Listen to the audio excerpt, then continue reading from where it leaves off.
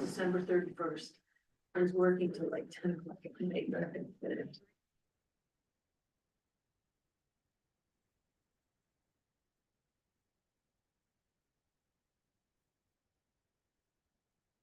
Peter.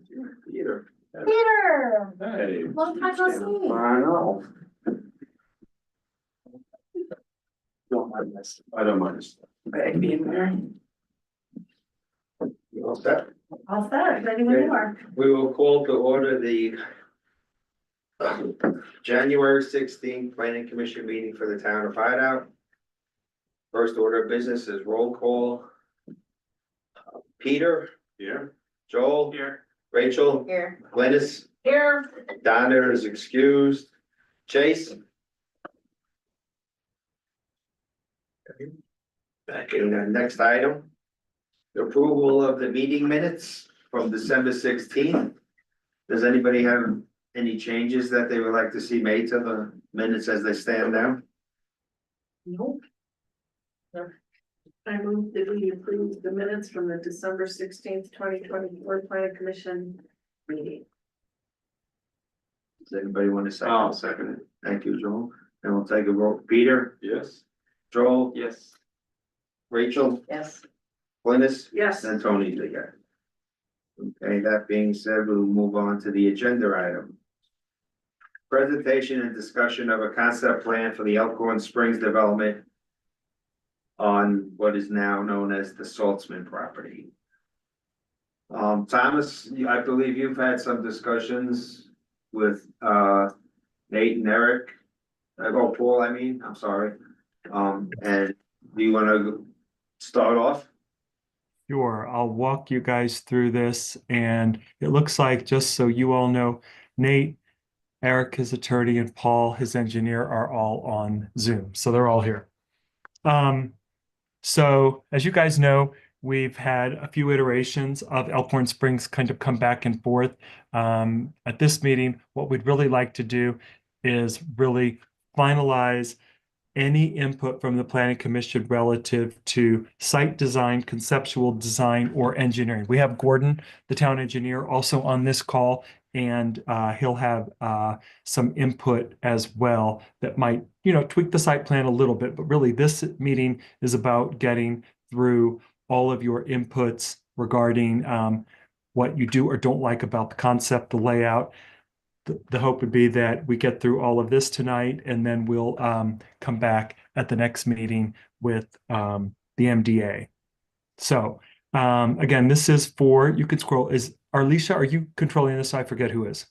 Yeah, I'm controlling it. You? Okay. Yep, if you scroll right up there. So again, this is 105 acres. This is both the east and west half of the Salzman site.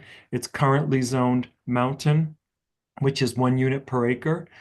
If you scroll to the next page, the staff report is really short. Maybe we can get both in there. Maybe it's hard to get both, but you see that the proposal is for 139 single-family lots. The townhomes have increased a little bit to 72. So the total density for this proposed site is 211 residential units. At the entrance to the site is the neighborhood commercial area. We'll get into what that looks like in later in the meeting. But we've got 3 lots totaling about 15,000 square feet as a building footprint. That actually may be a little bit higher. It might be 3 buildings of 4,000 square feet as demonstrated on the site plan, which would give you about 12,000, but they could be a couple of stories. So it could be a little less, a little more. You guys are pretty familiar with this site. You know where it is between Golden Eagle and SR 248. If you keep scrolling, that's the concept plan. But at this point, why don't we go down, keep scrolling down to the exhibit, because I've laid this out in slides to help walk us through some of the details. And I thought it might be just a little bit easier to do it this way rather than have a bunch of narratives. So that one right there where you are, if you could zoom out just a little bit so they can see everything, including the numbers. This is the proposed layout. Again, you can see it's 211 units of residential density. As far as a density comparison, that comes out to about 1.83 units per acre. That is including, that is inclusive of the 15-ish acres that they are proposing to dedicate to the town for trails, etc. That is over in this area right here. So if that does get deducted from the total development site, arguably the density goes up a little bit. At 1.83, it's a little bit higher than what is typical in the master MDA, the Mustang MDA, which is 1.50 units per acre, but pretty much on par with what we have seen in other developments. As you could see in this development, what is generally outlined or what is generally colored in green are areas, and on this map, it's not that won't be disturbed. These are just areas that will generally remain kind of common area. Some of it will be disturbed, of course, around some of the building lots. Much of it won't be. The area in red that I circled won't be disturbed. This is proposed to remain pretty much the same. This is pretty much untouched. We'll get to that map in a little bit, but the green area is essentially kind of the common area for this HOA. So it's not just green, it's kind of the common area. And you can go to any questions on this layout? Does everybody have a pretty good understanding, a good feel for what's incorporated here? I didn't go through it in detail, but this area, What's the land that they're dedicating to the town? that's this land here. That's what I thought, okay. Yep. This area is the commercial area. You can see the townhouses tend to be clustered around the commercial area. And then we've got larger single family lots up the hillside in this area. Right here is the existing house that right now is proposed to remain.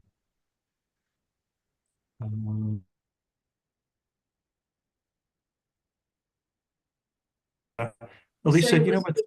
Be removed? No, remain. Oh, remain. Okay, thank you.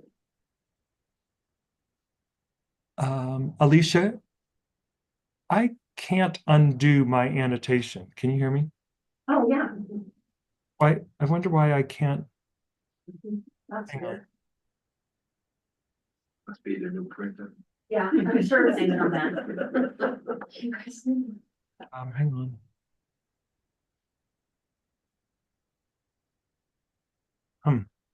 on. Alicia, are you able to undo that? I'm sorry, I can't, for some reason, that toolbar is not populating for me anymore. I will try it. That's still really slow. No, it's gone. It's gone on my That screen. works. That's an eraser. Okay, that worked. Yeah, usually the toolbar populates, but it just disappeared. So thank you for that. You can go to the next slide if there are no questions on that. And again, we've got about 10 slides. We can go back and forth as needed if there are questions. Okay. Sorry, I've never had to annotate before. There we go.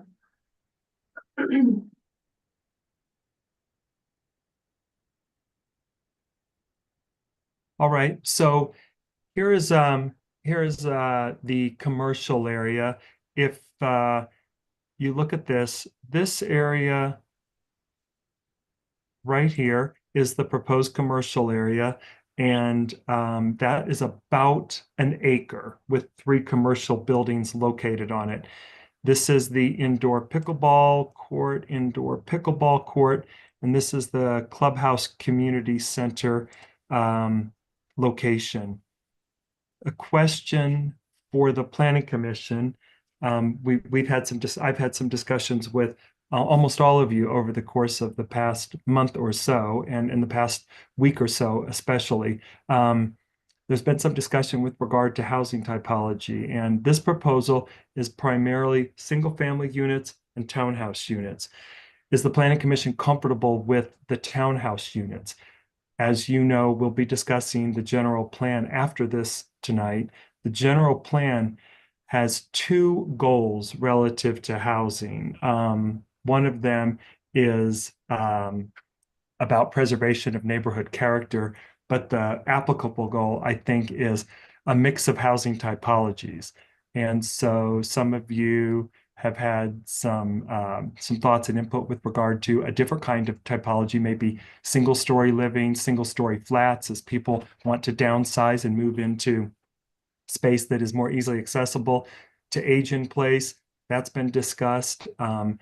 Casitas were discussed as something that some of you thought you really liked from, I think it was the prior plan, the Bloom plan. So I thought now is an opportunity to have that discussion if there's a desire to maybe rotate from some townhousing to different kinds of housing units that could provide potentially more energy for the commercial center. Any thoughts or input on that? I believe, doesn't the general plan, Thomas, call for lack of a better, a diversity of type of housing? It rather does. It does. And so that's why we're kind of bringing this up tonight. One of the two goals is about getting different kinds of housing typologies in the community so that people can age in place. It does talk a little bit about workforce housing, but I don't think that's what we're talking about here. I No. think it may be, could there be stacked flats, 2-3 stories that offer single story living? Is that something that the planning commission would like to see replace maybe some of the town housing, et cetera, down in the community town center area or the neighborhood center area here? Yeah, I think we would have to, so we're not in conflict with the general plan. I also think that, maybe some of those single family lots could be the 1-story, the single story, maybe. Cause I think people are looking for that. So we're Almost talking like about Grant more- style. Yeah, we talking about apartments? What are you talking No, about? no, I'm just talking about like a, what is that called? A ranch. A ranch, A yeah, house. yeah. Just a single floor. There's a lot of people that don't wanna be going up and down stairs anymore, age in place, So and we're talking like multiple Like, stacked, like he's. So you're talking about oh, that for he's the type of talking, I townhouses think here? he's talking about maybe, either cabins or casitas that are stacked. I think we're talking about both, but Yes. you're talking about single. Combination, I think it's both, yeah. Thomas, I do have a question in regard to the layout as it is now. The two clusters of townhomes that are directly across from the commercial. Do we have any place that we can move them and sort of slide the pickleball courts and the clubhouse there? To create a little bit more open space in there? So maybe kind of look to relocate this or something. Yes, Yeah, we can work, we can work with Nate and Paul on that. We have a little bit of flexibility down in this area. And if you guys do believe that maybe looking at maybe single stacked flats, single story living, 2 or 3 maybe stories tall is maybe appropriate down here, there may be an opportunity to get some more density down here by way of using those and then moving some of this to save some green space. So we could work with them on that. Yeah.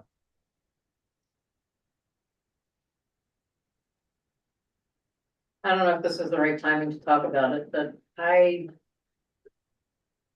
know the clubhouse, I think there was somewhere in here that something about the town managing it rather than the HOA. And I think I'm not really comfortable with that.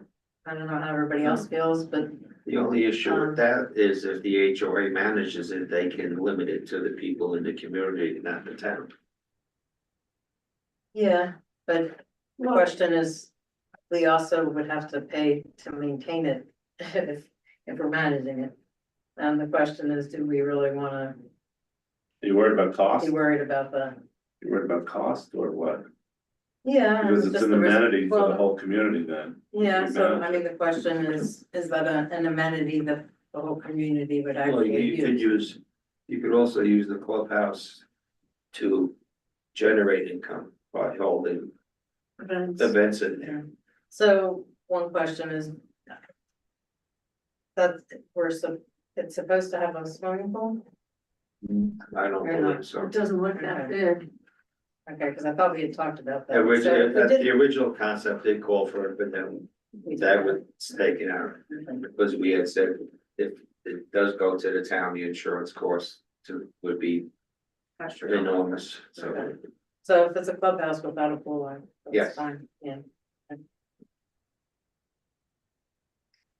south, the one, thanks. That can be tweaked as desired. So if I heard correctly, we want the clubhouse, community center, pickleball courts, rec, meeting place, kitchen kind of thing, but not the pool. Is that right? Oh, definitely, yeah, I think so.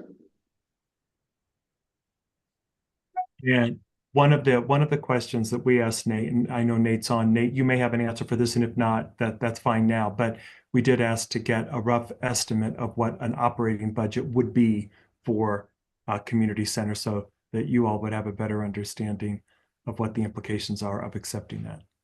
Okay, so, well, thank you. And let me just answer a couple questions. All right. Sorry, my daughter just called. Now I don't know how to get it back here. Okay, can you guys hear me?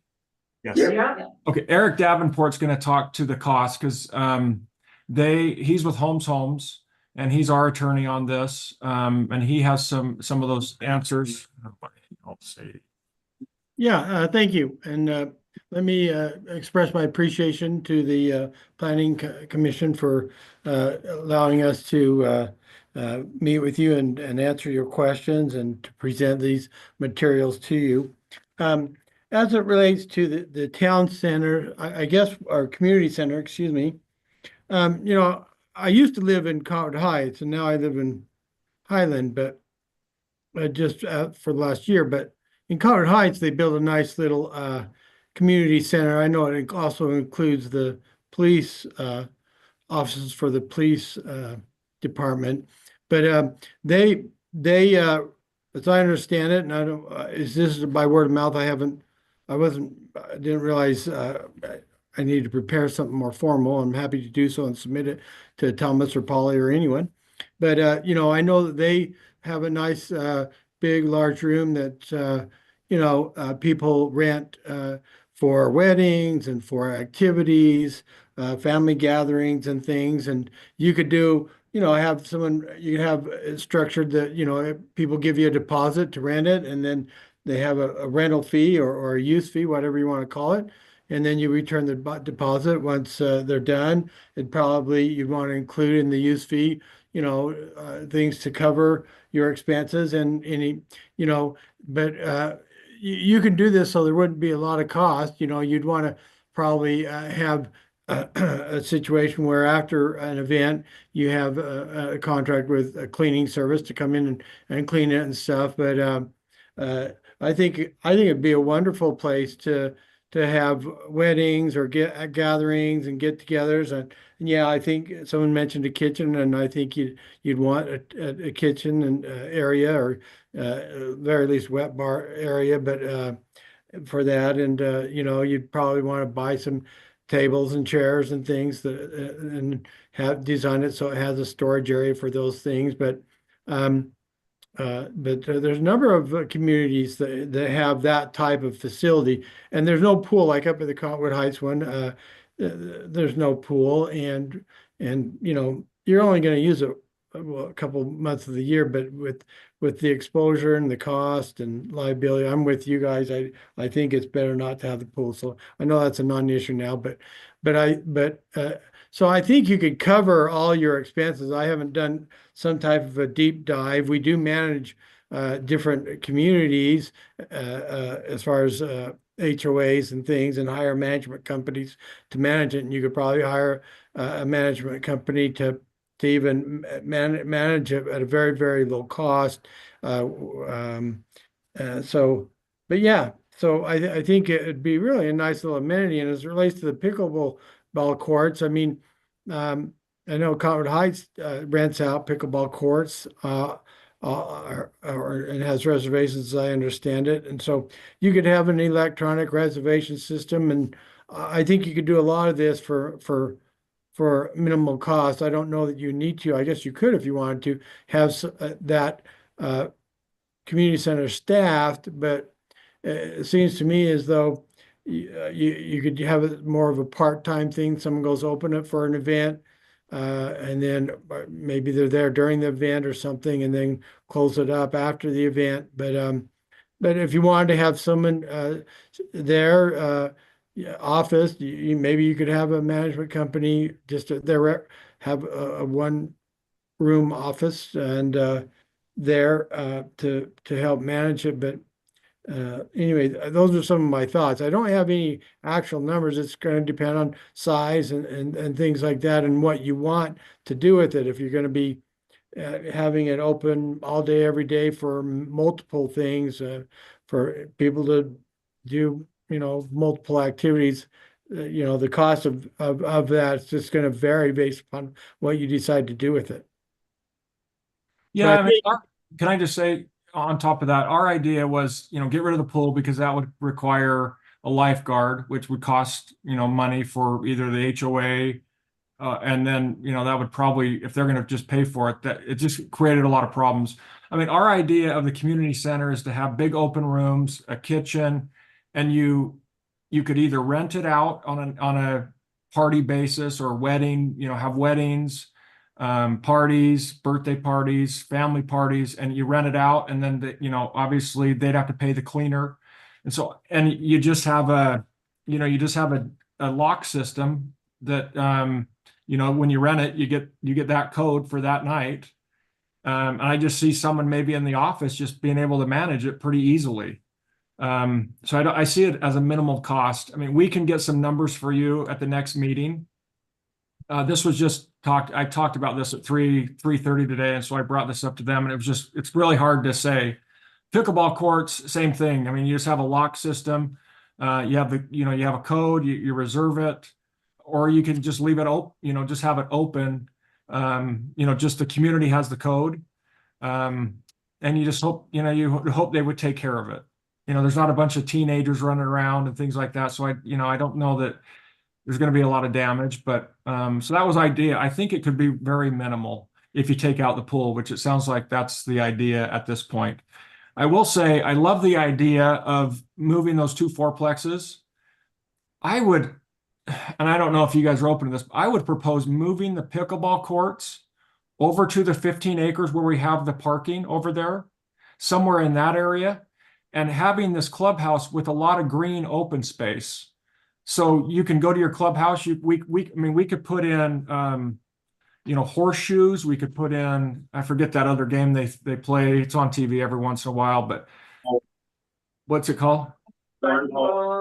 Yeah, I mean, we could do some cool things, not just to have a lot of green space, but if you move those 2 fourplexes, maybe over to where the pickleball courts are, if they fit, and move the pickleball courts over to where the parking is, all that extra parking, you have a nice green area that you could have the clubhouse or, the community center with a lot of green open space, which I think would be great.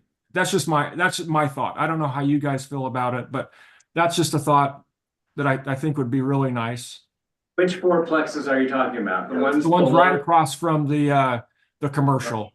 left of the commercial space. So what would you do with that space? Move the clubhouse into there.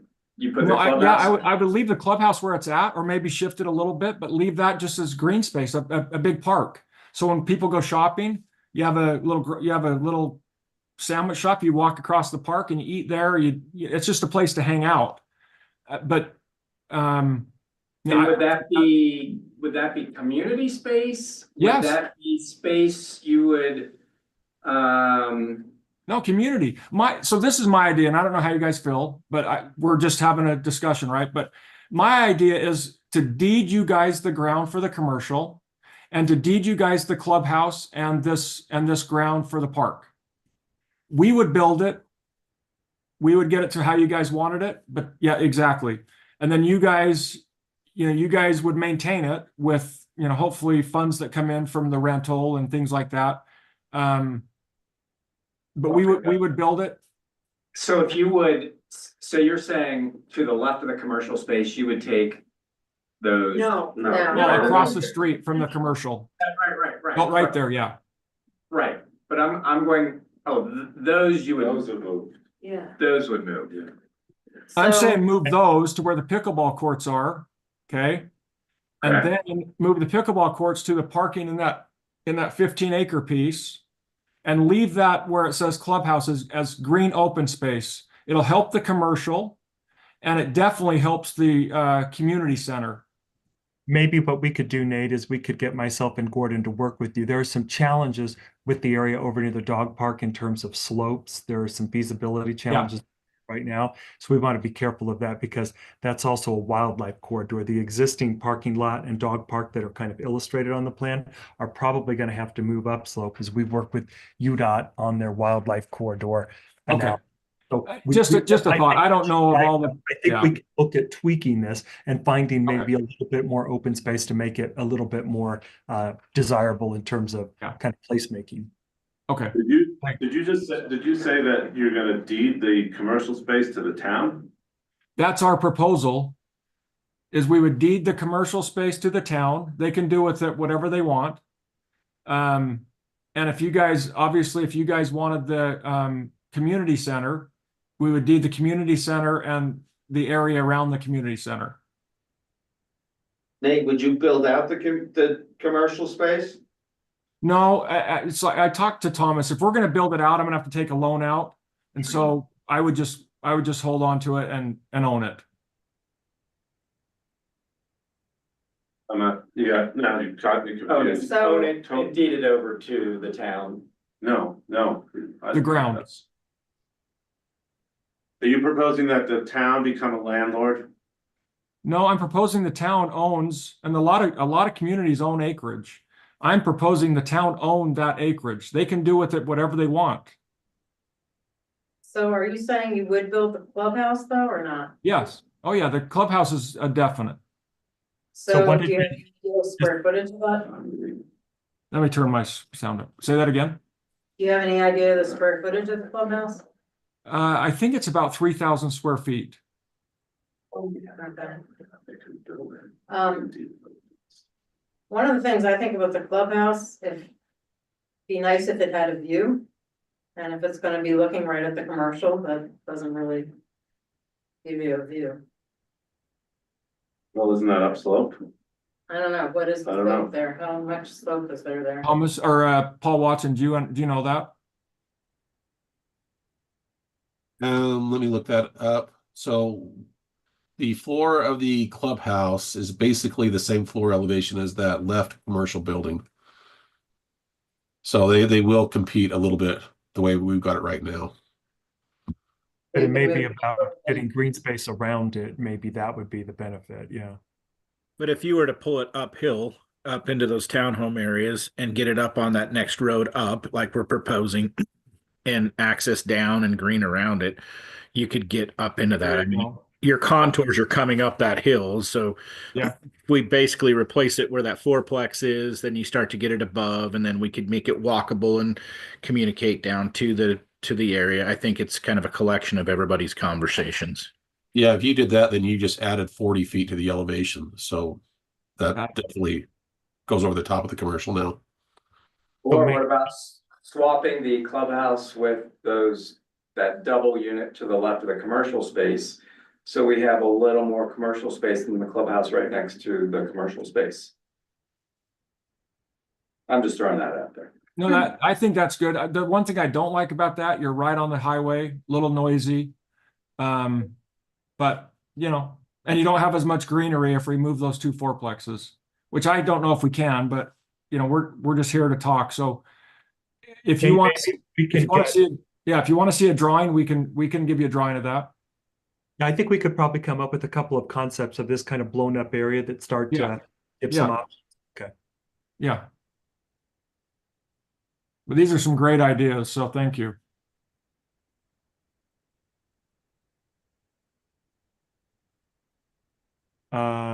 Okay, so we'll work with you. We'll work with Nate and his team to kind of look at a reconfiguration down here with the housing typologies and maybe laying out a few different commercial and institutional clubhouse pickleball layouts. Yeah. Alicia, could you go to the next slide? Let's see here. Nate, this is really maybe for you and Paul, and I think that Gordon is on as well. With regard, could you go up just a little bit, Alicia? I think that you are working with Mustang. I think that they are the ones who have the easement for that emergency access road up to Golden Eagle. I think that you're working with them, or are you working also with UDOT regarding connecting to 248 with acceleration or deceleration lanes? Yeah, PT, will you talk to that? It just talk.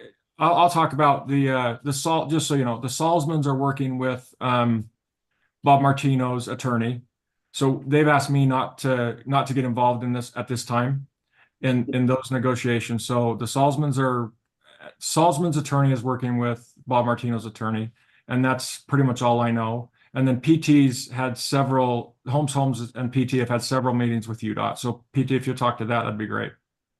Yeah. So the access obviously exists and is the thoroughfare and the easements that apply to what you guys have worked out with Mustang. We're working off the same premise.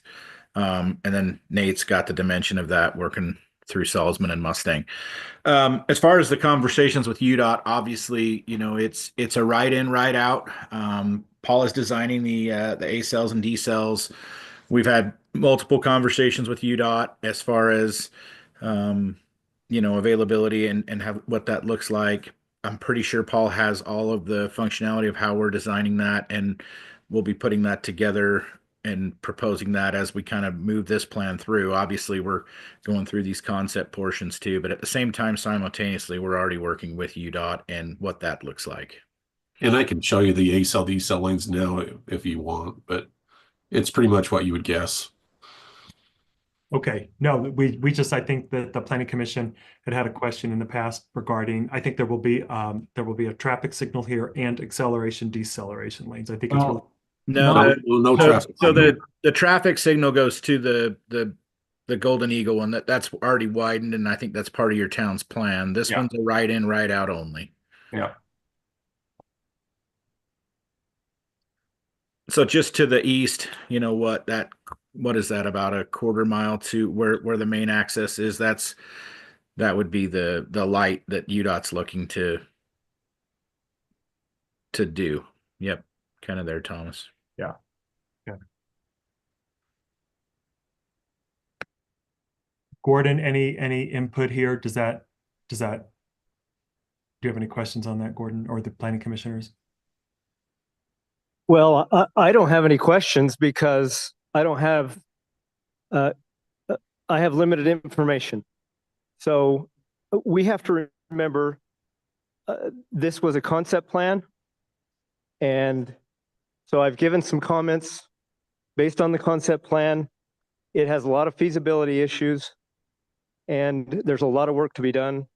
And the feasibility issues could change things dramatically. So happy to talk about any one of those feasibility issues, but none of this interface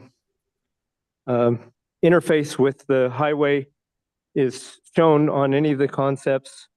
So I can't comment on those from a feasibility standpoint, and a traffic study has not been submitted. So can't comment on that either. The traffic study has been committed on the Boulder site. I said submitted. Same site. Submitted. I guess it wasn't submitted with our packet, but you guys have that traffic study. Well, it needs to be submitted with the packet. Okay. Every application stands alone, and I have not seen it. And every application stands alone, so it's got to be included in the package. Whatever you want to support your project needs to be included in your submittals. Okay. My understanding, I don't know for sure, but Paul, is the concept is a traffic study required? No, it's not. Okay. But we're having all these discussions about things that are more in depth than conceptual level, and so I just wanted to make it abundantly clear that we don't have enough information to make very many decisions. Yeah, and we're just talking about layout decisions today, I think, Yeah, and so the comments that have been given might affect your layout, probably will affect your layout. Yeah, we understand. We've gone through every one of those comments. There's a few that we're concerned about that we might need to rework, and we're working, we got that about 3:00 today, I think, and we're working on those already. So we're working on those. And so I received the plans on Monday. So that was pretty fast. Yeah, thank you. Sure. Gordon. That's really fast, actually. So thank you for getting those back to us. But there was, there's several items and there's a few that are concerning the cul-de-sac length and a few things that we're working through. We don't think it's a total game changer, but there might be a few little tweaks to the plan. And I can pull those up, Gordon. I got your stuff if we would Paul, I like. don't think we need to go through it tonight because we're not ready to answer all of them. We don't want to bore these guys to death. Okay. Let's just work on, unless you guys want to see them, but we I would can. like to set up a meeting with Gordon and our team Yeah. and go through all these. Yeah, that's what I think. Let's I think not we're gonna waste need to planning put commission's time. that design team together. I think that's right. Yeah, okay. Alicia, could you go to the next slide? The planning commission had asked at the last meeting about areas to be left native untouched. You can see on this image, the areas in green, and again, Paul or Nate, clarify if I make a mistake. These are to be left untouched, native vegetation remain intact, and slope remain intact. Is that correct? Yes. So this gives the planning commission an understanding of areas to be preserved. Paul, I don't think you've got one yet, but I know that there was the area, is the knoll going to be, I think the knoll is something, is up here. I think you guys had proposed removing it, but now keeping part of it that faces the road, but eliminating the other side. We will need a map that indicates where greater than 5-foot elevation changes are being proposed, if any, because that is a violation of the code, and that would have to be incorporated into an MDA if the commission were to recommend. That knoll is right above, it's way over to the my right, Thomas. Is it over here? No, No. left and down. Yeah, left. Left. Here? No, Right. in the right-hand property, but left and down from the Yeah. red circle. Oh, in here. Yeah. Yes. Yes. That's it. So the knoll stays and we're grading on the back side of that property. That green is the top of the knoll. And so right there is the very, very top. So the very, very top facing the highway stays, but we will be grading on the back side of the knoll to set up for lots. On this backside over here. Yeah. And Paul, if you were to, how many feet will you be reducing grade by? Well, go ahead, Paul. Sorry. Well, we are more than the 5 feet in a lot of areas just because it being a mountain terrain. So you just need to see a map with that indicated because that does go beyond the ordinance allowance. Okay, I think that should be one of the items that we go over with you and Gordon.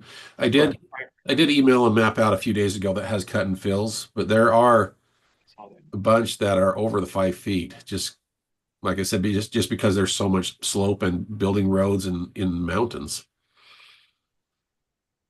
Is this something that can be addressed, Thomas, in the development agreement, or?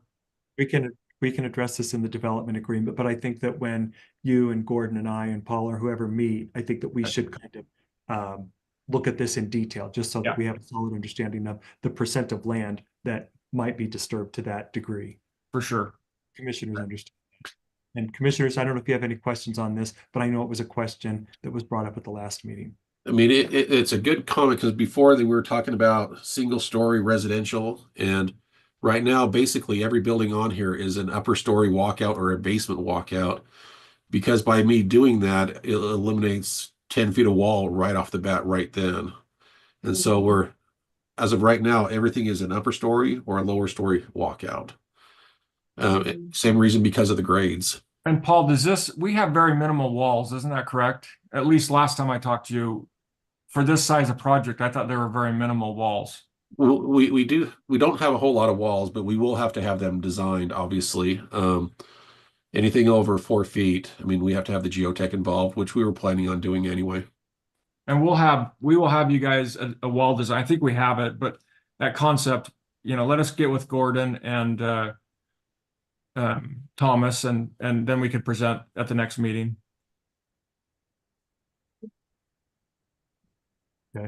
Planning commissioners, any questions? If not, we'll go to the next slide. I know we're, I'm just wondering, I thought we had talked about maybe putting some trails in the open space, is that Oh, gonna yeah. be feasible? they're going to provide a trail plan. That was discussed, and that is something that they had committed to, yes. We hired Hans, and they're on the map, but I probably just need to get you just a trail plan. And I don't know if we have that, but I hired Hans to design the plan, the trail plan. And so he has several different kinds of trails in all the open spaces. Or I don't want to say all of them, but in several of the open spaces. So I will get him to do just a trail plan that doesn't have all the lots and everything laid out, so you guys can see that. And if you look at the entire package, that's on page 6. There is a page that is just for trails. Okay. Thank you. This is just an image that shows the acreage for undisturbed as we do finalize and tweak the design as needed.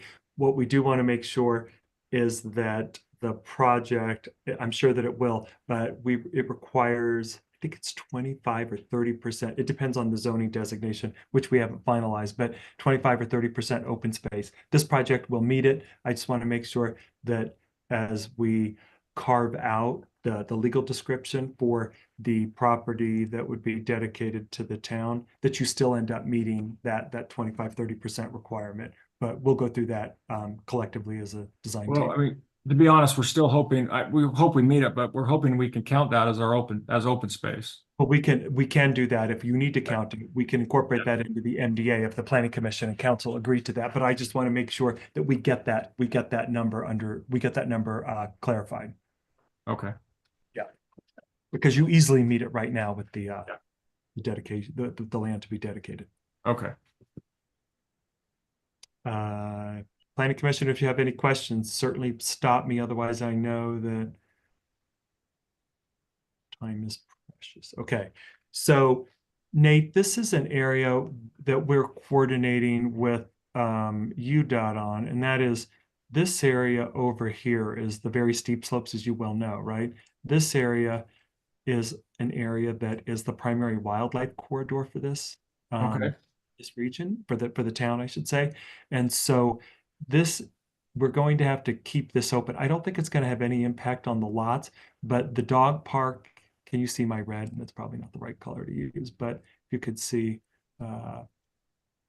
in this area, we may have to push some of that parking up to keep it out of the corridor. It's a drainage basin as well, and as Golden Eagle builds out, it will become more important as a drainage basin and as a wildlife corridor. So we might have to slide some up. If that does tweak some of the lots up there, we'll probably find some other places where we can, maybe carve them in. But it's just an FYI as we looked at the slopes. Okay, thank you. Any questions by planning commissioners? Is that a road on the left, that black circle? This one over here is actually also a less frequently used wildlife corridor. So we'll want to make sure that there are some openings there. It generally is. We may have to do a little bit of work up here, but this one is secondary to this one over here.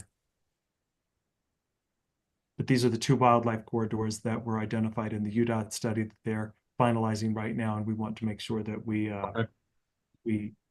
Right, but what is that circular, that oval section?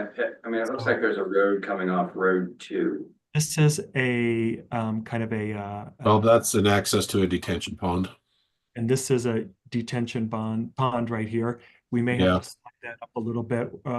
We discussed with Paul, what does that look like if you build that up? And that's what the passersby see on 248. It might be an issue of, improved landscaping along here so that it doesn't look out of place, or we slide it up. But that's a road to access that stormwater basin. And it's an earthen dam, so I mean it'll be reseeded and stuff like that. So you're not going to see, you're not looking down into the pond, you're looking from the elevation lower up. So you're only going to see the downhill side of that pond.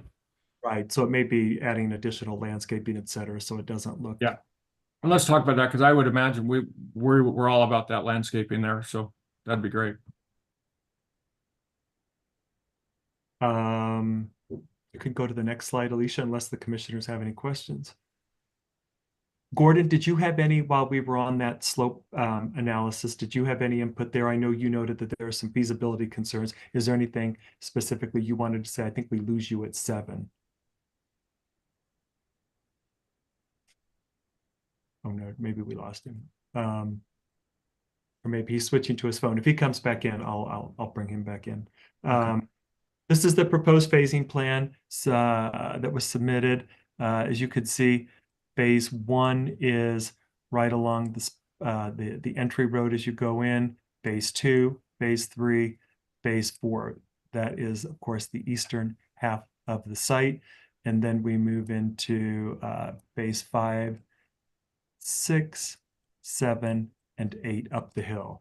Do you have an anticipated timeline for the completion of those phases, Nate?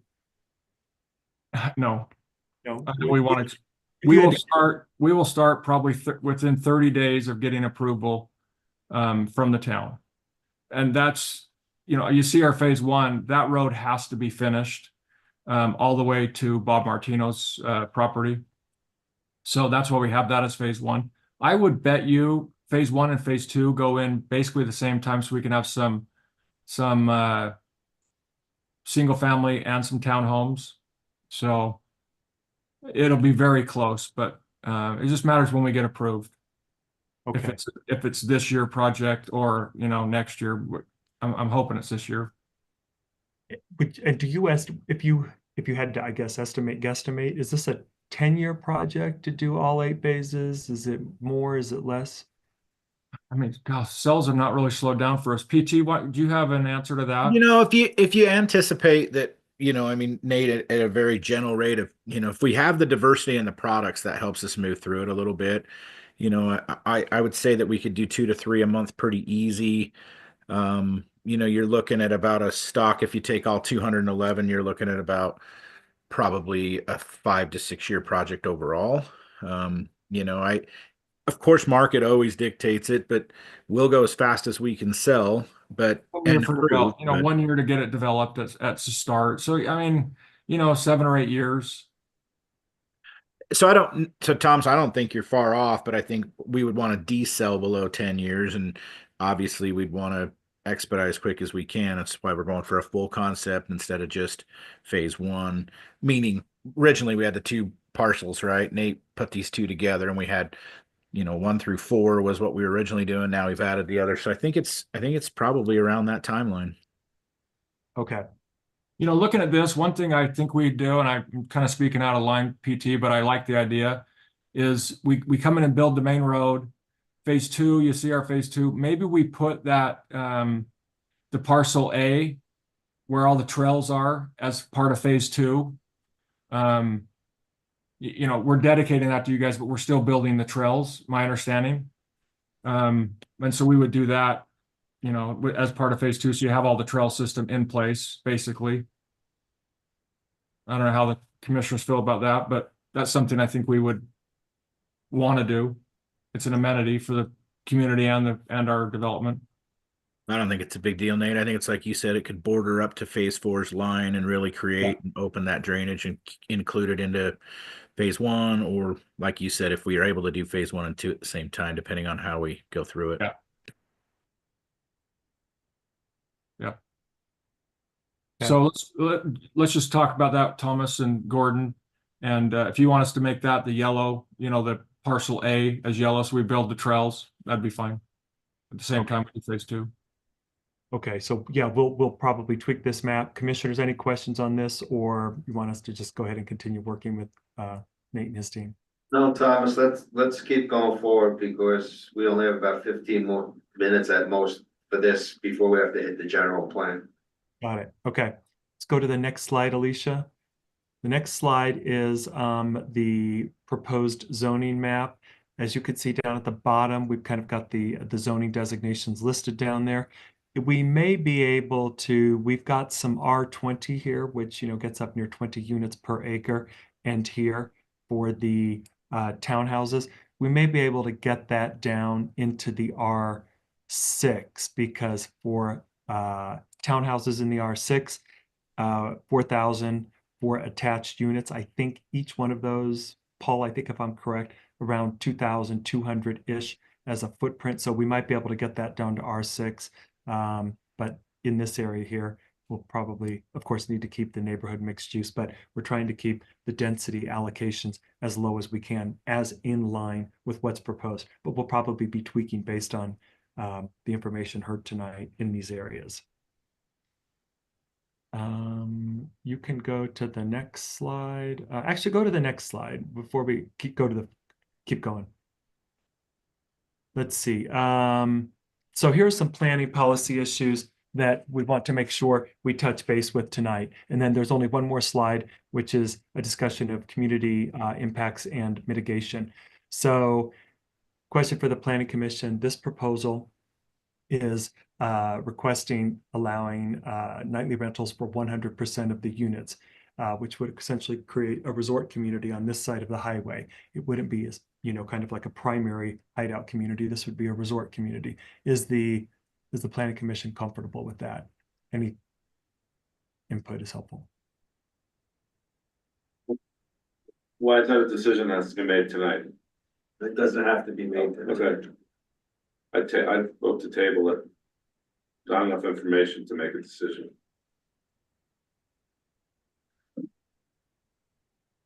We could discuss that at the next meeting and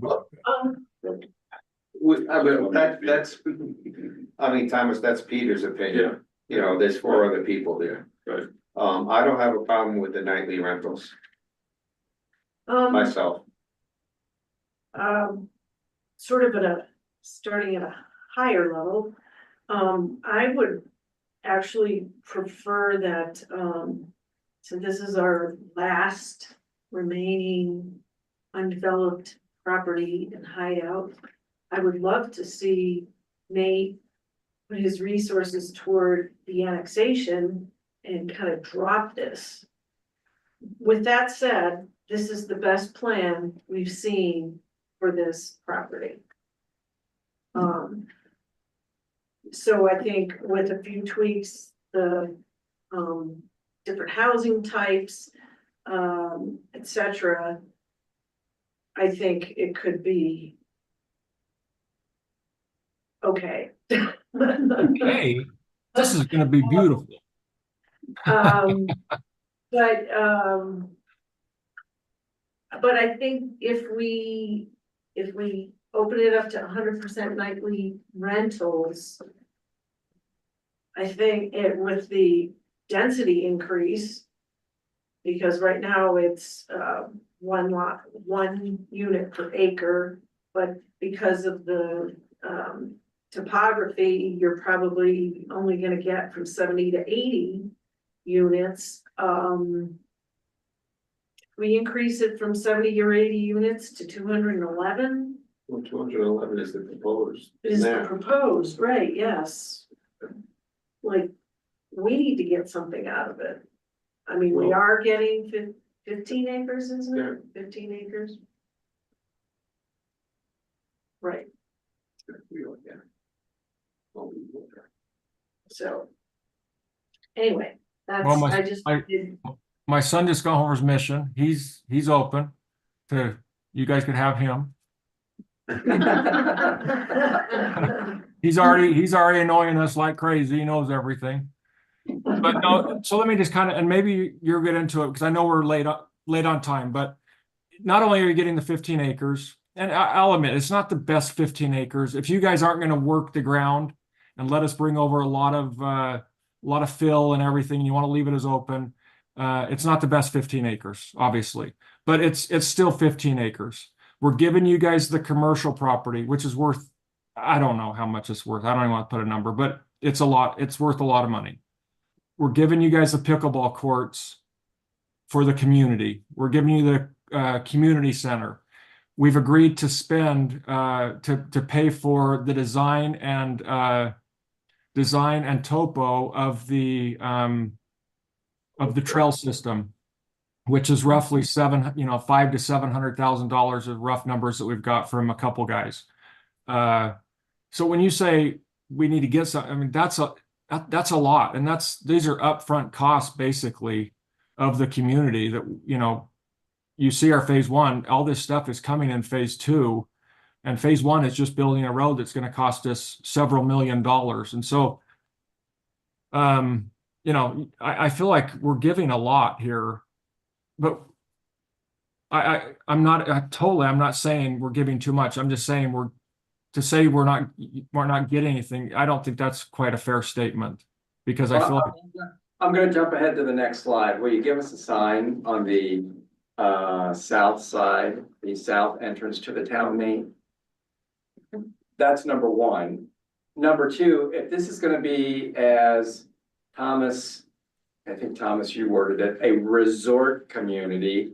I saw in here that you wanted to, turn the roads over to the town. Would you consider having the HOA of the resort community take care of the maintenance of the roads? yes, So the town doesn't have to. yes, easy. Is that yes to both of those items? So the town, yeah, give me the two of them. The sign. Oh, the sign. The other end of town, you're already Okay, doing so- one. So we're building the sign for the town is that the west side?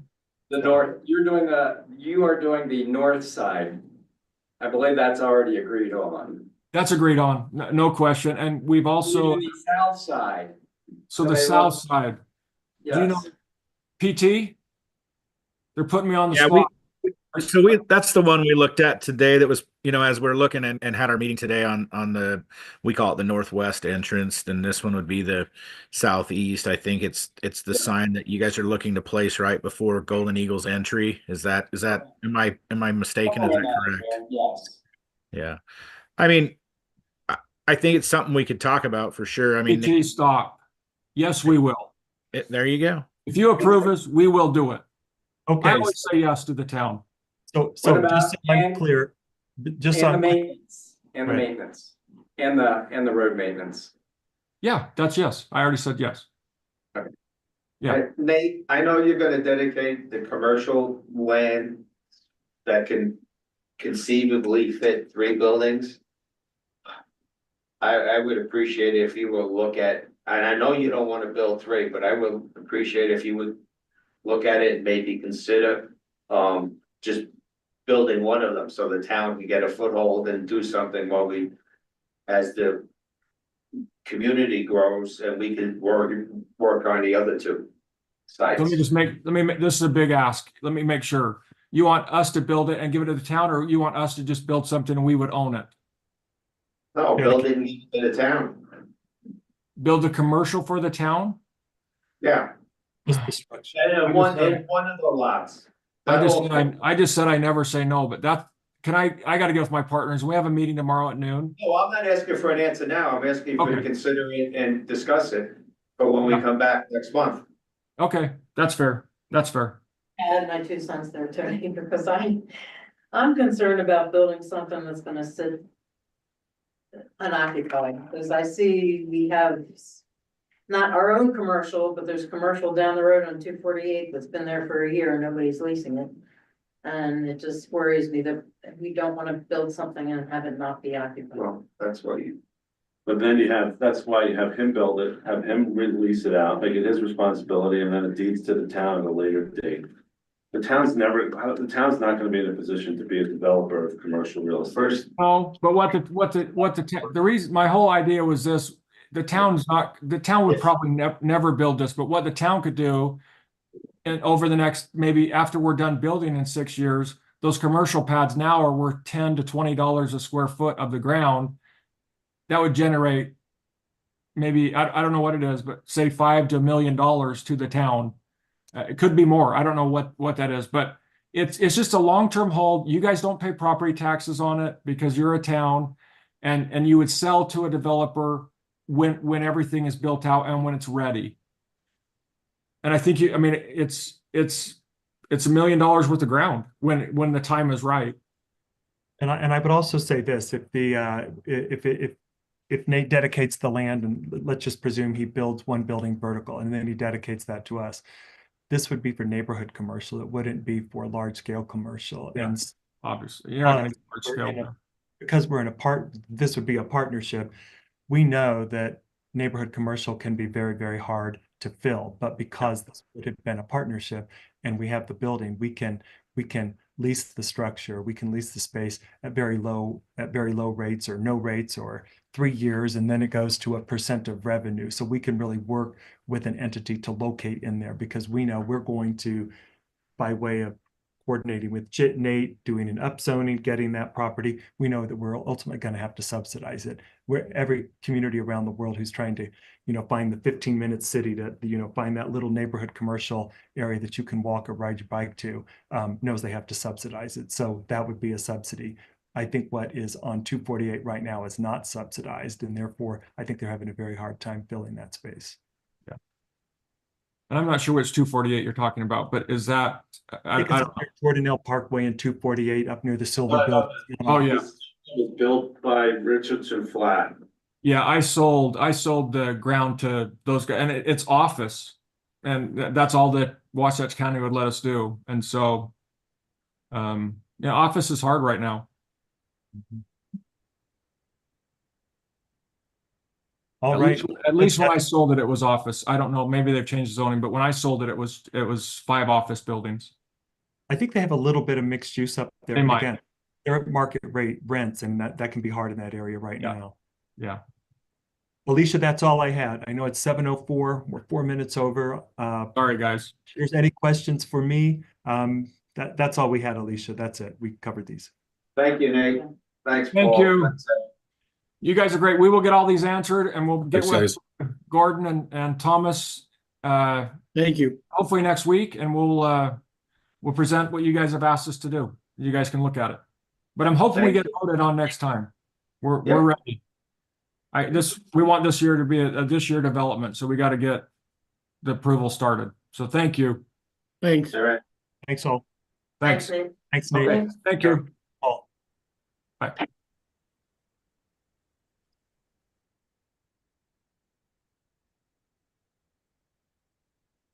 Next item is discussion of the proposed update to the 2019 general plan.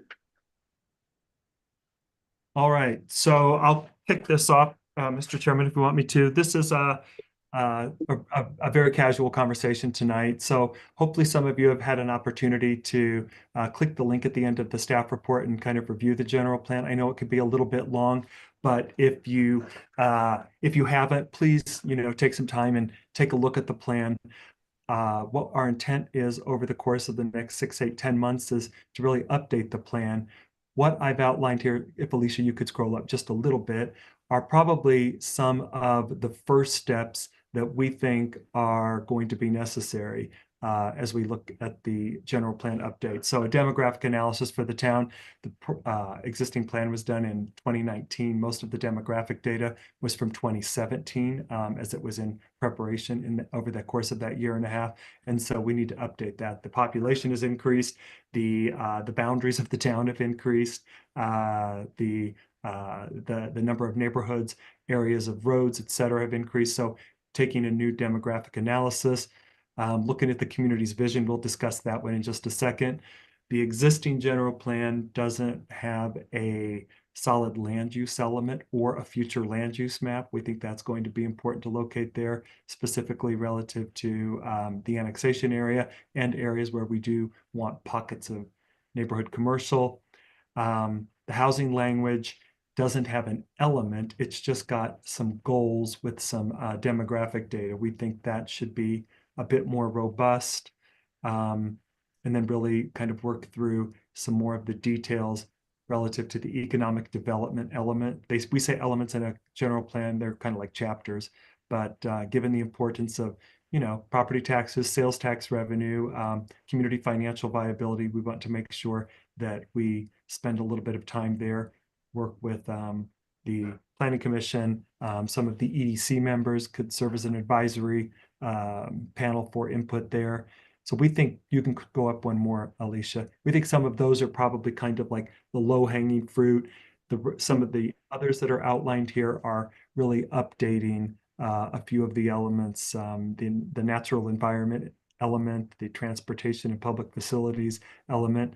The annexation element is pretty thorough, but given some of the recent annexation activity that we've discussed and or that has passed, probably could use a bit of an update. And then the probably an incorporation of some of the community input surveys over the past couple of years will be more timely than the surveys that are currently referenced in the plan, and probably looking at a new community survey to get input from, you know, the 700 plus units that are now in the ground. And I think it was about 100-ish units, maybe 150 that were in the ground when the plan was first started. So that was kind of a quick review of what our team identified as needing updated, but what I've got in the plan after this. If you have any questions on that, that's fine, but that's a little bit detailed. But what I thought we could do is talk about the community vision and some of the goal statements. And again, this is a bit of a back and forth. Is the community vision still relevant? You can scroll down a little bit more, Alicia. Glynis has a I just question. have one quick question. Oh, sure, on sorry. demographics. So we're gonna find out, you know, how many people live here now. Are we gonna look at also like age ranges? Yes. Because if I were to guess, probably 90% of 80 to 90% of us are over 50. And You know so, but I think what that does is it helps us look at, do we really need a school? You know, that's, I guess, what I was. Glennis, that's a good point. It is really interesting because when this was done, when this plan was done, it was after this, we actually, you know, we now have Deer Mountain housing, Deer Mountain affordable housing. And so actually, if you look at the population pyramid, we have more residents who are younger than you would have thought when we did it about a year and a half ago. We kind of just did a quick analysis. It was more than you would have thought. Keep in mind, as the community grows, that is not the age group that is moving in. You're right. That one is continuing to shrink at the bottom and it's growing at the top. But you would be surprised how many under the age of 30 we actually do have in the community because of the apartments over there. Do you know what percentage of the apartments are full-time residents? Gosh, my understanding. Oh, Yeah. yeah, they're apartments. I think that's part of the requirements for affordable housing. Yeah, You have to be yeah. a full-time resident. Well, and Thomas, just to further Glennis's point, when I was looking at this Appendix D, I mean, there are two areas basically that is the entire town of Hideout when this was done in 2019, and one of those is the apartments at Deer Mountain, and the other one is the Rustler development. Mhm. Everything else has almost nothing in it except Overlook Village, which I'm guessing is right below us here at the entrance. Right. Otherwise, there was nothing. So I think a new study would, Yeah. you know, would really be important to And kind will, of get an idea. will of we what be direction. able to also kind of do some projections? I think projections would also be very helpful.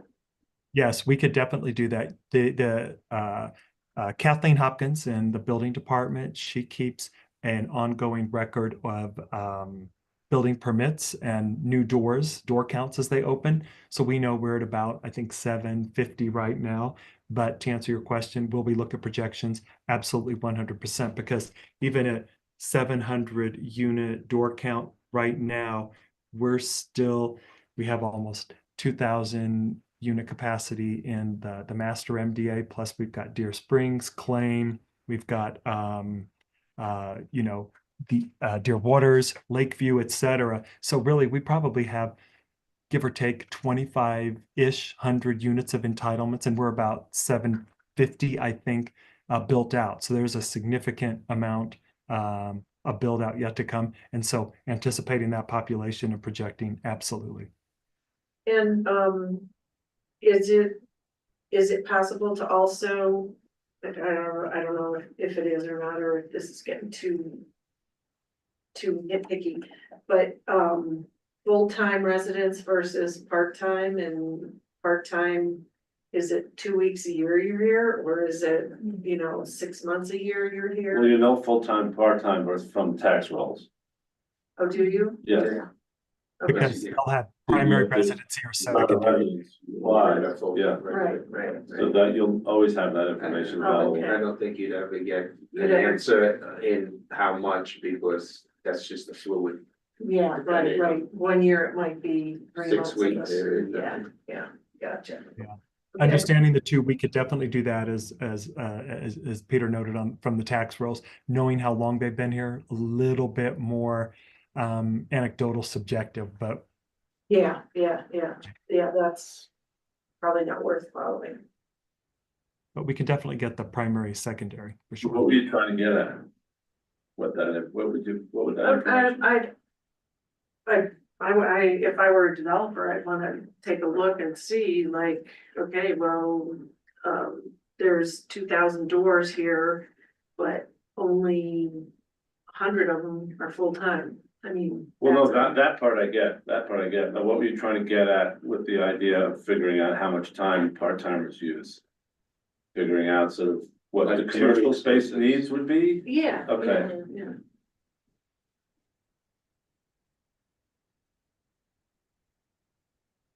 Okay, sorry. Nope, that's helpful. Yeah. As I said, this is a discussion back and forth, and it's a little hard for me because I can't see you guys that easily. So jump in at any time. But I thought we would take a look at the vision statement, and you guys may not have had time to really look at this in detail. That's fine. But if you have any thoughts tonight, are we still hitting it with our vision statement? Are we lacking in a component? Should there be 3 or 5 components to this vision statement? If you have any thoughts tonight. Sorry, guys, but.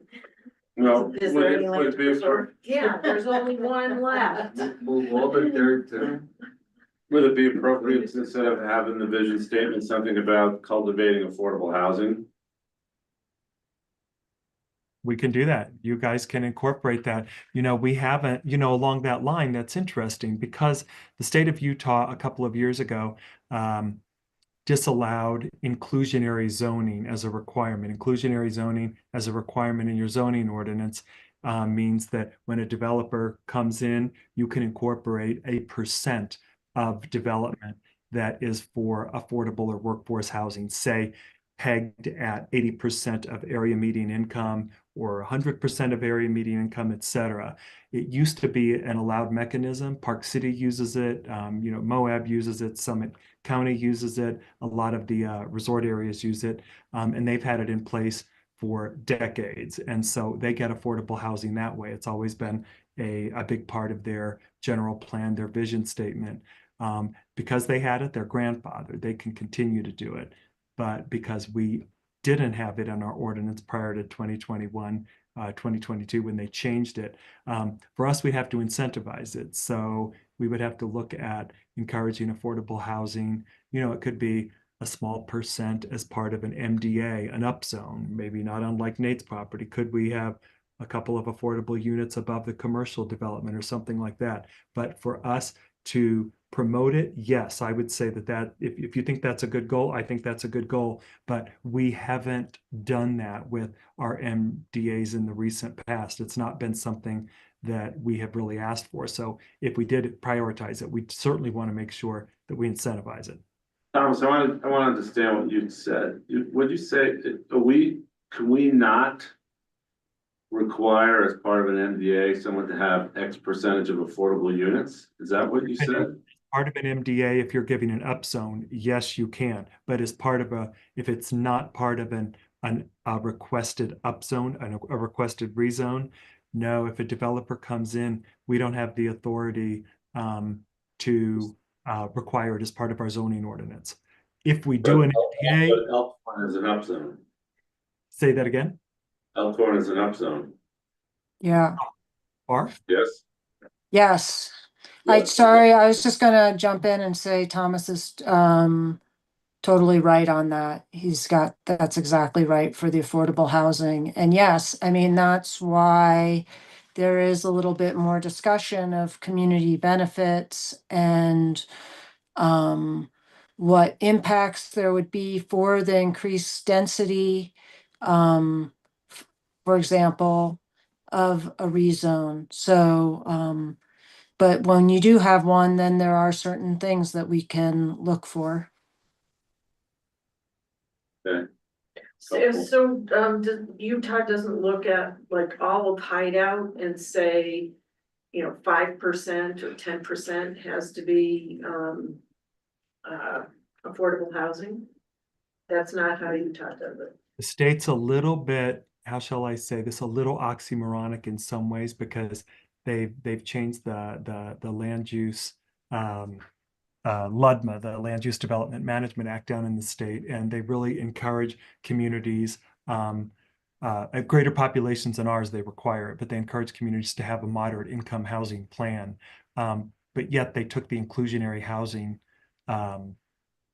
tool out of the toolbox in zoning. So it's a little strange. So I think that philosophically the state would of course like for us to ensure we have a variety of housing and demographics, but the tools are really they're not sticks. They would actually be carrots as part of an MDA. I mean, I would even take it a step further, affordable housing, diverse housing, and we didn't get into that, but like the not senior housing, but single level housing, things like that. I think that's something we we are an aging population. There is something Thanks, that Glenn. addresses that to a degree, not to that extent, but there is something in it. Right. How the homes have to be somewhat diverse. Right. So do we make that more of a focus? 'Cause Yeah, we haven't well, really done we that. kind of asked Nate to do Yeah. that Yeah. tonight. And because all we have are townhomes and single family homes, that's it. Right. We can look at that, certainly. Okay. I know. Do we want to say anything about, if Elkhorn becomes a resort community, do we want to say anything about like, that's our resort community, nothing else is gonna be resort, or? Yeah, but how do you define resort? Just because he's single family rentals, that's what we're designated as resort? Yeah, I would designate that. Also, the fact that it's apart somewhat from the town and it's more of a standalone community. It's not necessarily just because it's rentals. It's not one issue. Right.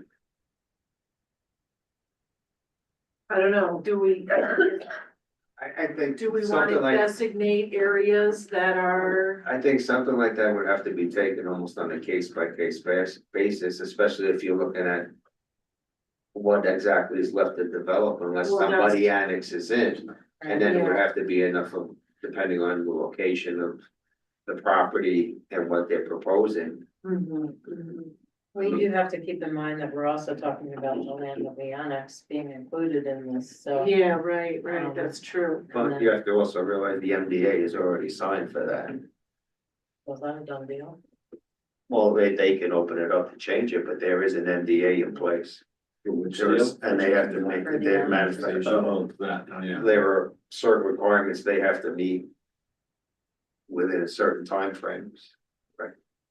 In regard to giving the town some land and stuff like that.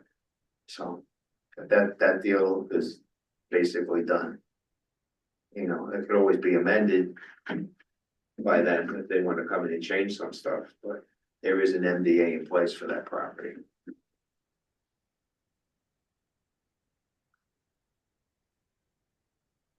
Okay, so I heard some housing input. We'll look at that, whether it's, different housing typologies, maybe some workforce affordable. and how we think about nightly rental resort components, neighborhoods of the community versus more primary housing focused areas. We still generally comfortable with preserving outstanding views. Of course, I'm sure that's pretty popular. Cultivating, inviting neighborhood atmosphere, building a connected community, ensuring that a variety of transportation options, trails, that kind of connectivity, all of that probably still rings true. I guess if anything, what we're looking at is maybe something additive to this, it sounds like. Okay. We could include, I would think we could include something about the spine trail, because eventually that's gonna get done. Okay. And you know, that could go in transportation too, as kind of a lead thing in transportation, just because it is such a specific thing. But we can maybe where we've got build a connected community, maybe we could embellish that a little bit. About putting something in about being better integrated with the town park, with the park. Right, it's sort of the Oh, State park. state park, yes, thank you.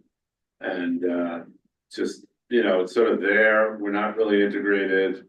I think somebody here talked about, with some conversation about residents getting a discounted pass or things like that. And I think that would be part of our vision statement to have a better working relationship with, I guess that's the county running that, right? State. The state, that's the state, yeah, And I'm on the post committee and they're working on that. right. But, back to transportation. It seems very difficult for us to try to actually have any public transportation here. And I think that's something that somehow I would think we would want. I mean, other than the Richardson Flat Bus route, Yeah, well. Once we annex that land, I guess the bus will be convenient, but for here, I mean, it's convenient for us to drive to it. yeah, But there's no way, I mean, the problem we really have is that we don't have anywhere to actually park cars. If we were even gonna have a bus stop here somewhere, there's no parking for it, so it doesn't really work. And but what about at this, what about at the, I thought where the town, like where commercial. the commercials, Ross Creek. yeah, that space there, right? Because we thought about moving the town on the other side of the road, the utility stuff that's there. You know what I'm talking about? Yeah. Right, that would be the place to have parking and a bus. well, do we have You still land have to for drive parking? there. That's- You'd have to drive there, yeah. I mean, and once you get in the car, you might as well keep driving. But there's also, There's still not enough land for real parking. Yeah. no, and there's also some other considerations that are ongoing for that I property. mean, that bus lot gets a lot compared to a year ago. Oh, yeah. Now that they changed the routes, there's a lot of people parking there now. Well, if we have the land up at Elkhorn Springs, I mean, that could be a pickup point also. Not that there's a lot of parking, but how many people are gonna use it? It would be a good problem to have if it were full. But, that's another thing we could use that space for while we're waiting for commercial space to be developed in there. That's true. We could do it temporarily. It's a good idea. Okay. I mean, the other thing I think we should be working on is getting, High Valley Transit, don't they still have that, Yeah, service don't- where they come and pick people up? Yeah, don't they Get pick them people over up here. at Deer Mountain, because that's not Hideout, and go to Camas, right? Mhm. So, like, They pass us, how do we get, Yeah. they 'Cause go that's right Summit, by us. right, because that's Summit, right? Yeah, Yeah, that's why, yeah. yeah, no, I Yeah. know. But don't they have a pickup at the apartments? They do, don't they? Yes. They do. But can people who don't live there actually go park there? It's resident. Yeah, so that's.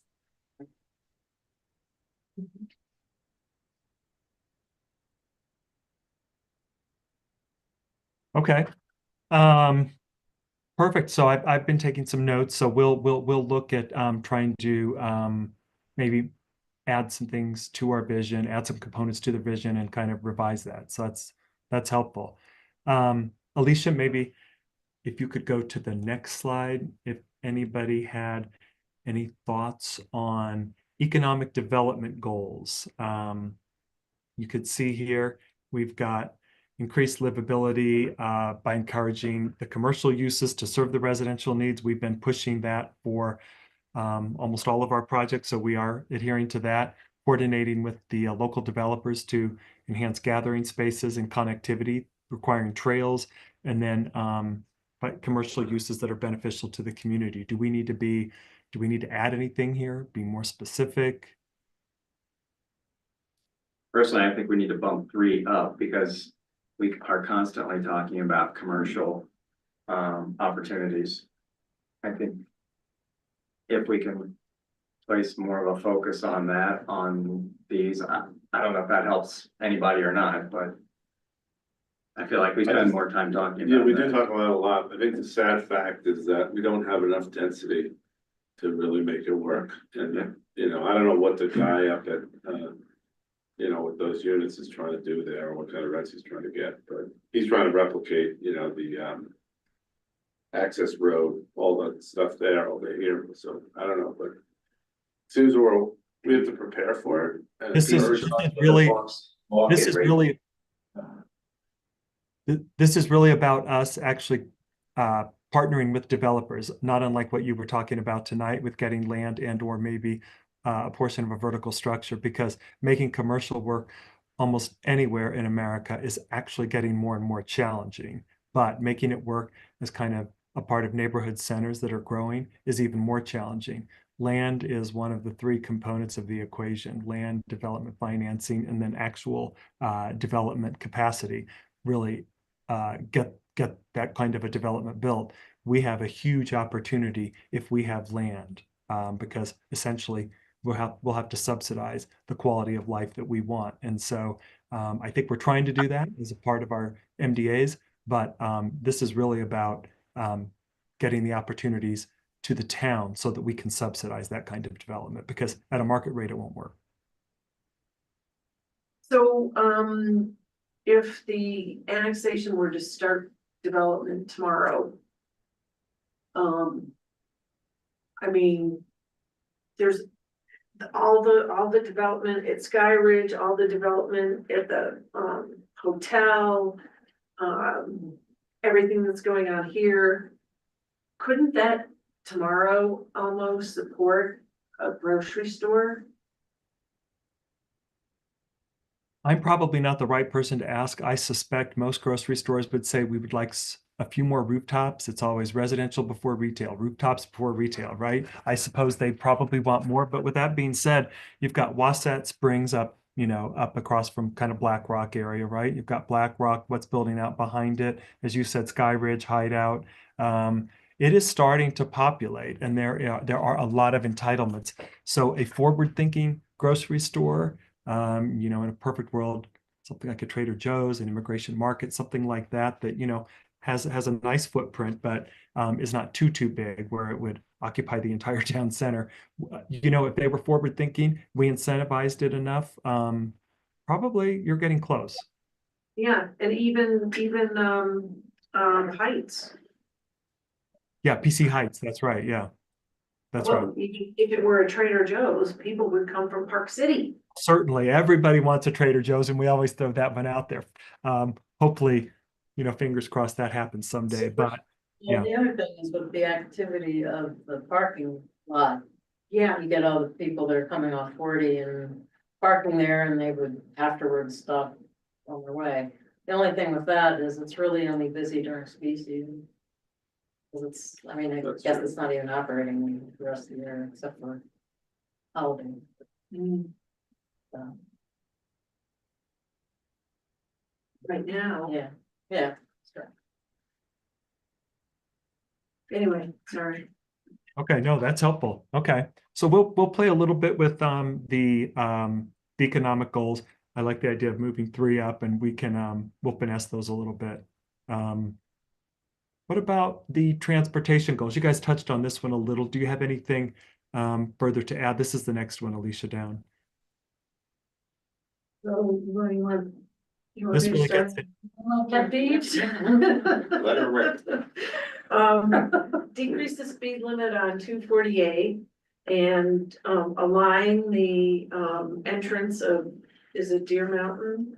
Deer Mountain and the, park. Those are the two biggest things that need to happen. In my view. Okay. Anything else? I'm gonna harp on with every meeting. Well, I think, Good luck with the speed limit. No, actually, Yeah, no. next week we have the review of the, wildlife Order. corridor. And I think they're gonna decrease the speed Oh, limit. really? Yeah. I know they made an announcement that they're gonna monitor, the police to put out the thing that they're now gonna monitor Kearns all the way through. And 224 and 248 for speed, we're gonna create more speed traps. Mm. Thomas, I just would like to see some way we can get more access to public transportation. Yeah, that's a good thing we should add. Whether it's through, the buses or the, what is it, what's the other one? High Valley. High Valley Transit. Yeah, High Valley Transit. Are they just not working with Wasatch County and that's why? Like, I would think that they should have a line going from Heber now to the ski area. Well, I mean, to Deer Valley, this side of Deer Valley. If I can, That's pretty close. Carol Hazelton is on the transportation committee and she reports to the council. I believe that Hideout would have to pay into High Valley Transit, and it is a lot of money in order for them to come here. And that's why we're kind of holding back on that. Even though they drive right through here. Yeah, like we would have to pay them a it's lot our of county. money. So, Got it. Thomas, maybe just a little wording change, connect the community through public pedestrian, bicyclist, motor vehicle facilities. Connect the community, not just Hideout, but you know, like Nate has offered to do and build, or not build, but survey the spine trail. Connect the community with neighboring communities. Yeah, and that's Because actually if we can show because that, if we can show we're a good neighbor to other communities, that's gonna open doors, I feel like, for other things, like maybe other types of transportation. I agree. I also think that we actually could tie something to the overall vision statement, this kind of connecting to other communities and regional collaboration, which is so important to our future. So that's a good point. Yeah. How about the next one? Environment.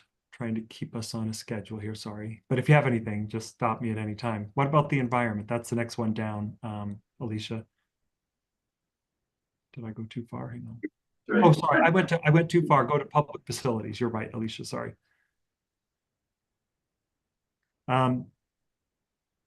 Any particular institutional public spaces that we're missing? We need, of course, there are some. We're getting the fire station. We do have some public amenities that are a part of the Richardson Flat annexation, you know, a new town hall. There's space there for fire police if we need it. Place of worship, potential school. I think there was an assisted living acreage carved out there. These aren't necessarily public facilities, but along that line, anything that you think we're missing or should be added? Not really knowing what the MDA is, totally, I'm still wondering about some things like. When that area is built out, you might be able to answer this, for the people who live there. Would they have to drive to the Richardson Flats parking lot to get on the bus, or could there be, do we wanna work on there being a transit? Other places Transit hub. to pick them up? We could look at Thomas, could we put something in here in going forward, cause I don't, the MDA was so long ago. I don't know if we have a transit hub in there. We can incorporate that. I don't know that we had a transit hub in there, but certainly there should be one on the on the parking lot side of Richardson Flat, right? Yeah. I'll put that in here. Cause it wouldn't make sense to get more cars in the parking lot by making those people have to drive. Yeah, right. Save those places for us. Right. I was there today and I could see as it gets filled out, that lot's gonna get full and then. Gonna go there to go skiing and you're not gonna be able to get on the bus because there's not gonna be a place to park the car. It'll be interesting to see how well that parking lot is utilized, how well the bus is utilized, starting next Thursday with Sundance, right? It'll be interesting to see when we get an influx. What is the impact? Hopefully. I was there today, there were a lot of cars. There were? Yep. Okay. MLK weekend. Yeah, that's a Got big something to weekend do this with The it. ski resort was not busy. Oh, Is really? it? Yeah. And when Deer Valley shuts down all their parking lots for their construction. So, that's Oh, They're yeah. all parking lots in a couple of years. Yeah, For Snow Park, right? The main parking lots, yeah. such rain again. Okay, environment, At least they should. You're up to environment. There you go. Anything we need to add here? preserve some land.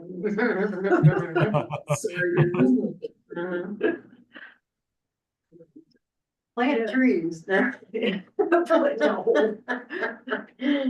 that doesn't work in a place where there's no water. It would be nice, Thomas, if we could somehow get a recycling. I don't wanna say recycling center, but someplace for that here, rather than having to drive it to Park City. Well, isn't that supposed to move out by Round Valley? I don't know. What, The $25 million increase, the $25 million expansion. For recycling, Isn't that supposed to? that's by Home Depot.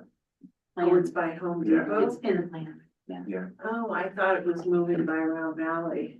There was discussion to take it to Round Valley, but right now Round Valley kind of does some of the organic waste and it's really more for the public works to use, like mulches and things like that. I think you're right. Right now, the current thinking for recycling center is out toward Home Depot on there's a piece of property out there called the Triangle property. I think it's tentatively looking to be there, to locate there. That's closer. Yeah, right. Well, I think for us, it would be a discussion with Wasatch County. To see if they could put a recycling station somewhere out in this area to service this part of the county, Yeah. as opposed to going down by the airport. Wow, But we have the pickup.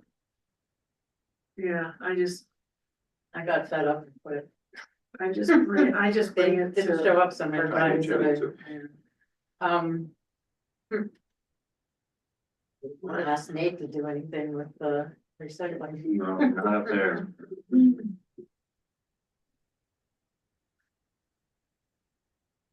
Okay, how about the last one? I think it is annexation. Provide well-planned, fiscally responsible annexations and pursue those aligned with the community vision. Do we need more specificity or is generally this getting it? Do you wanna include in there somehow that they have to be continuous with the current town boundaries? We can incorporate that, yep. They would have to be according to Utah law, but we should actually say that because that helps define our desires.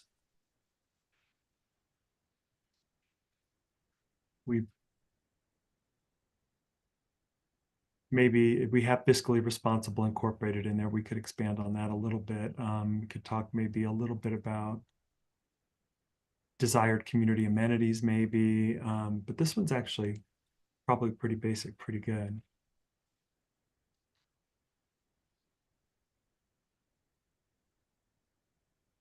Just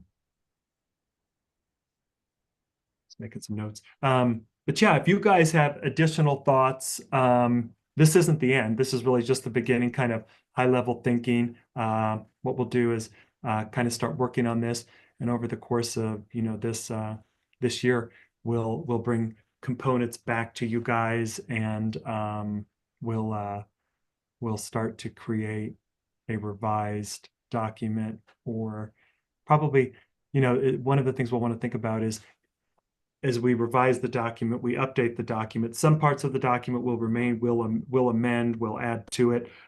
Ultimately, I think it might be beneficial if we think about the end of this process as, okay, we've updated the document, which is a very large document, right? I think we'll want to make sure that we create some sort of an executive summary or kind of a handout book that synthesizes this in just 10 or 20 pages that gives us real definition or real direction, because it is such a long document, something to think about.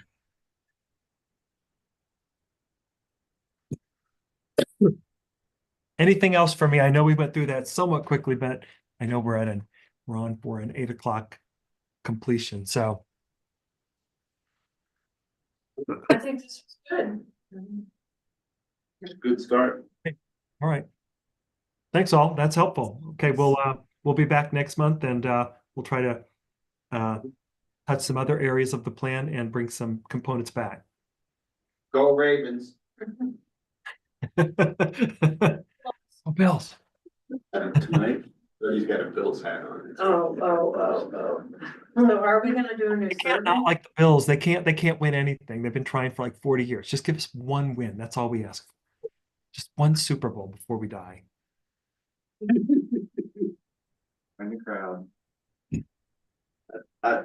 Thomas, if the Bills win, what, they're playing Sunday, right? Yeah. Right. As long as Notre Dame wins Monday, I'll root for the Bills. I'm a Notre Dame fan as well. Yeah, I lived in South Bend for years. I did a little bit of teaching at Notre Dame. I'm for them. I'm not feeling terribly confident with OSU, but I'm for them. On that note, I motion that we adjourn. One more item. Sorry.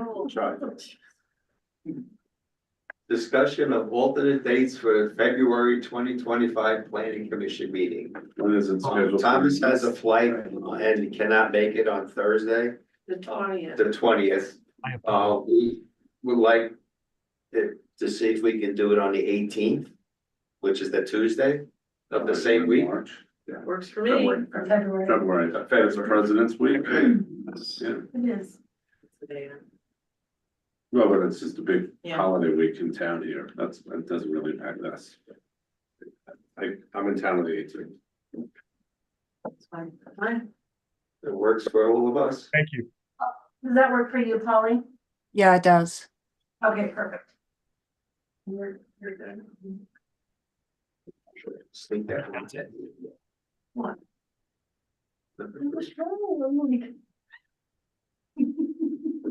Are we finished now? Yes, now you can make your motion. I move that we adjourn. Does anybody say? I'll second All right. Joel, Yes. Peter, Yes. Rachel, Yes. Glynis, Yes, Tony's, yes. Thank you all. Thank you, Thomas. yeah, Thanks. thanks. Night all. All right.